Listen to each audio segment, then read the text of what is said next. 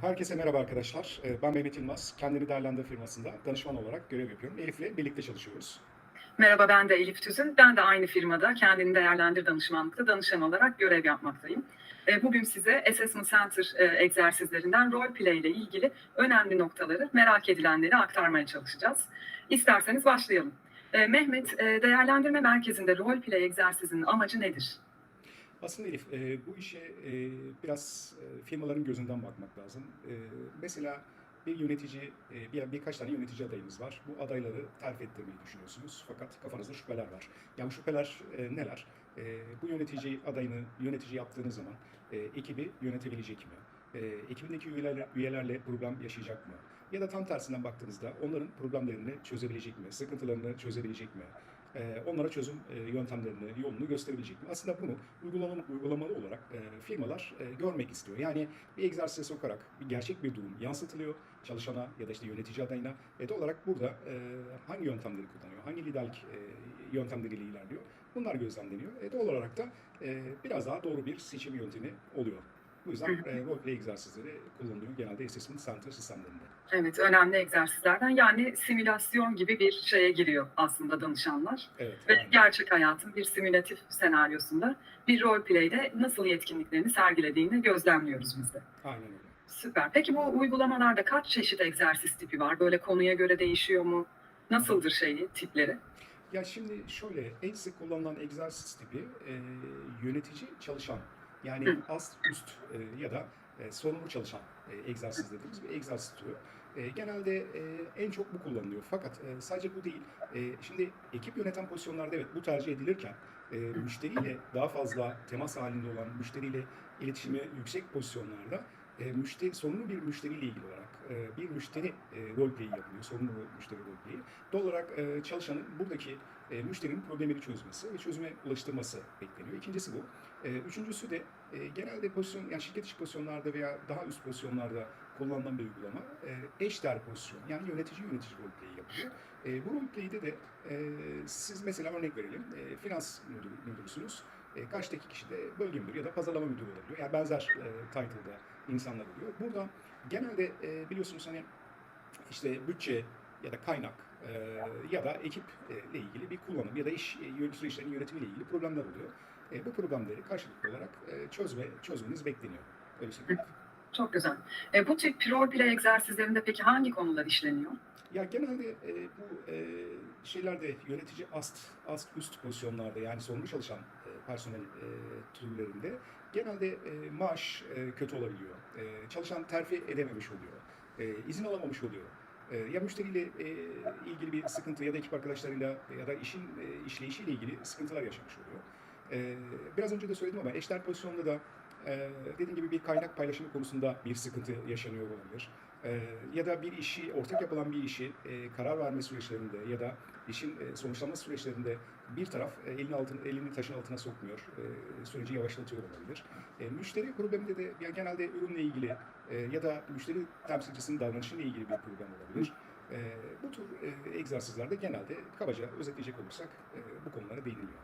Evet, aslında gerçek hayatta bir yöneticinin, bir çalışanın sıklıkla karşılaştığı durumları bu egzersiz sayesinde de pratik yapmış oluyorlar. Ve işe alım yapan assessor'lar da buradaki yetkinlikleri gözlemleme şansı oluyor. Evet. Peki bu egzersizlerde nelere dikkat etmek gerekir?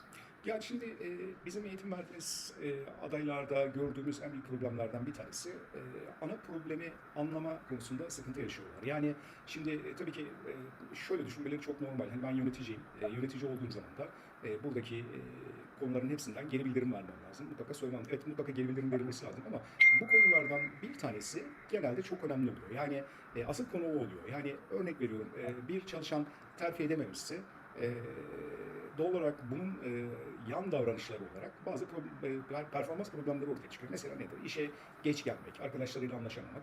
Aslında buradaki ana problem adamın terfi edememesi. Yani doğal olarak hani ana probleme odaklanmak gerekiyor.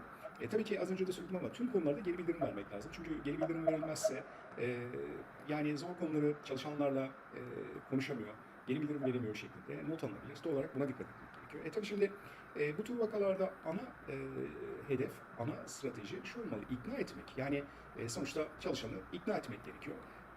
İşi geri kazandırmak gerekiyor. Bazen de şu olabiliyor, hani bizim eğitim verdiğimiz insanlar, biz de bunu yapıyoruz bazen, hani adayların nasıl davrandığını gözlemlemek adına. Şimdi bazen aday farklı basit konularda, işte az önce ana konu değil, yan konularda çok zaman kaybediyor. Ya mesela 10 dakikalık bir role play var, bunun 7 dakikasını basit bir konuyla geçiriyor. Yani bizim de amacımız zaten onu o basit konularla oyalamak, bakalım ana konuya dönebiliyor mu? Asıl konuyla ilgilenebiliyor mu? Bunu gözlemlemek. Doğal olarak adayların ana konuya açık uçlu sorular sorarak ana konuya yönlendirmesinde fayda var. Görüşmeyi çünkü onlar yönlendiriyor. Biz sadece rolümüzü oynuyoruz. Buna dikkat etmelerinde fayda var. Çok kıymetli. Ben bu açık uçlu soru sorma konusuna birazcık daha değinmek istiyorum. Çünkü çok önemli bir tool elimizdeki. Karşı taraf genelde kendisini kapar. Zaten sorunlu bir çalışan örneği diyelim ki. Çok fazla bilgi vermek istemiyor, sıkıntılı bir şekilde geliyor adayın karşısına. Burada gerçekten açık uçlu sorular çok önemli. O karşı tarafın esas ana problemini öğrenebilmek için. Burada biraz diretmek gerekiyor. Kaçıyorsa tekrar açık uçlu sorularla içini dökmesini sağlamak gerekiyor. Hani bunu da böyle ek olarak söyleyeyim. Benim mesela en zorlandığım konulardan biri bu oluyordu. Ama o açık uçlu soru sormayı öğrenince bu gerçekten karşı tarafı konuşturup gerçek problemin kök nedenine inmede çok büyük fayda sağlamıştı. Aynen. Bu tip egzersizlerde peki kendin ol söyleme hakkında ne düşünüyorsun? Ben kendin ol söylemine çok katılmıyorum. Neden katılmıyorum? Yani şimdi siz kendinizi çok iyi yetiştirmiş biri olabilirsiniz. Bu işi, yani şimdi şöyle düşünün. Daha önceden hiç ekip yönetmediniz. Böyle bir deneyiminiz yok ama başvurduğunuz pozisyonda bir ekip yöneteceksiniz. Doğal olarak egzersizde de role play egzersizi var. Doğal olarak hani kendiniz olarak bilmediğiniz bir alanda bir davranış gösterirseniz başarılı olma şansınızın ben çok yüksek olduğunu düşünmüyorum açıkçası. Doğal olarak kendiniz olmamanız lazım. Kendiniz, ya tabii ki şimdi tabii ki kendi temeliniz, bir takım yetkinlikleriniz var. Bunları tabii ki gösterin. Ancak şimdi ekip yönetecekseniz bir ekip yöneticisinden neler bekleniyor? Bunu bilmeniz lazım. Şimdi tabii ki siz gerçek hayatta belki de mentorluk yapıyorsunuz, insanlara koşuk yapıyorsunuz, insanlara işi öğretiyorsunuz. Ama burada nasıl bir katkı sağladığınızı net olarak farkında olmanız lazım. Yani doğal olarak hani bu işin tekniğini öğrenmeniz, burada sizden neler bekleniyor onları öngörmeniz ve o şekilde hareket etmeniz gerekiyor. Ben kendin ol kavramına çok katılmıyorum. Teşekkürler Mehmet. Peki bu egzersizde çoğu zaman biz de karşılaştık bazı danışan adaylarımızda. Böyle emir verici bir yönetici gibi olup sert tavır mı takınmalıyım? Bu soru da bize çok geliyor. Özellikle bu astüs egzersizlerinde müdür koltuğuna oturduğunda, bir yönetici koltuğuna oturduğunda birdenbire içinden bambaşka biri çıkabiliyor adayın. Burada böyle emir verici ve sert bir tavır mı takınmak gerek? Elif, söylediğine katılıyorum. Ben de bunu çok gözlemliyorum. Hatta biz bazen şu söyleniyor, içinden bir canavar çıktı. Evet. Evet, çünkü yani insanlar bu tür egzersizlerde kafalarındaki bir yönetici modeliyle orada oynamaya çalışıyorlar. Gördükleri sert yönetici e, akıllarına geliyor ve onu taklit etmeye çalışıyorlar. Fakat istenen bu değil. Neden değil? Çünkü yeni nesil yönetici yaklaşımında yani çalışanların dinleyen, anlamaya çalışan, onlara açık uçlu sorular soran, onların Evet, yanında yer bravo. alan, aynen, doğal olarak hani bu tür bir liderlik modeliyle yaklaşılması bekleniyor. Yani biraz böyle hani çünkü yani şimdi tabii ki sert davranılacak yerler belki olabilir ama bu motivasyonu ne kadar bozar? Karşı tarafın beklentilerini, yani değerlendirici sizi o şekilde mi değerlendiriyor? Beklentisi o mu? Açıkçası onu çok karşıladığını düşünmüyorum. Doğal olarak bu şekilde davranmamak gerektiğini düşünüyorum. Hı hı. Ben de seninle aynı fikirdeyim. Bazen de roleplay egzersizlerinde şöyle durumlara kadar gidiyor. Çalışanla anlaşamazsam ve işte karşı taraftaki rol yapan kişi bana karşı çok sert davranırsa böyle işten atma durumuna gelebilir miyim? İşten atabilir miyim gibi. Roleplay'in oraya doğru gittiği anlar bile yaşamıştık. Bu konuyla ilgili ne diyorsun? Sen başta biraz tüyo verdin hani buradan mutlaka kazanarak çıkmak lazım diye. Yorumun nedir bununla ilgili? Ya burada basit düşünmek lazım. Şimdi bakın, mesela ben, hani burada tabii ki dinleyenlere sesleniyorum ama şimdi yönetici oldunuz.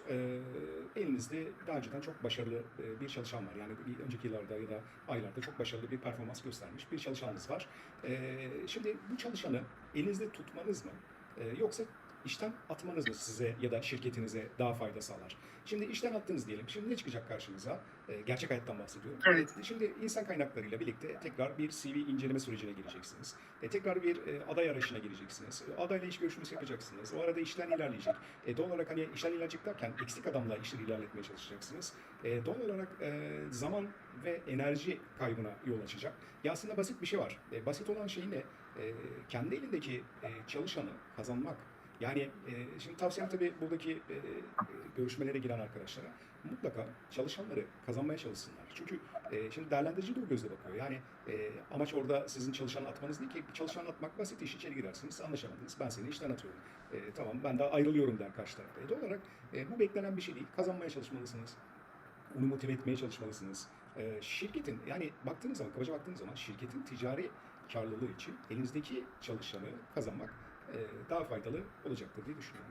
Bu da aslında bir bakımdan da ticari farkındalık yetkinliğine de çıkıyor. Aynen. Dediğim gibi hem zaman hem maliyet kaybını da önleyici bir davranış ve role playlerin sonunda da kazanarak çıkmak, motive etmek, hatta gerekirse karşı tarafa bir gelişim planı üzerine çalışmak gibi vakalarımız da olmuştu. Bunları da pratik ettiriyorduk danışanlarımıza. Ve ben çok teşekkür ederim. Çok faydalı oldu. Umarım izleyicilerimiz için de faydalı olur bu bilgiler. Tabii her zaman ne diyoruz? Bu tip bir egzersize bir gün önce hazırlanmak değil, gerçekten bunları dönem dönem pratik etmek gerekiyor. Her zaman bir assessment center'a çünkü bir anda davet edilebilirsiniz, bir fırsat çıkabilir.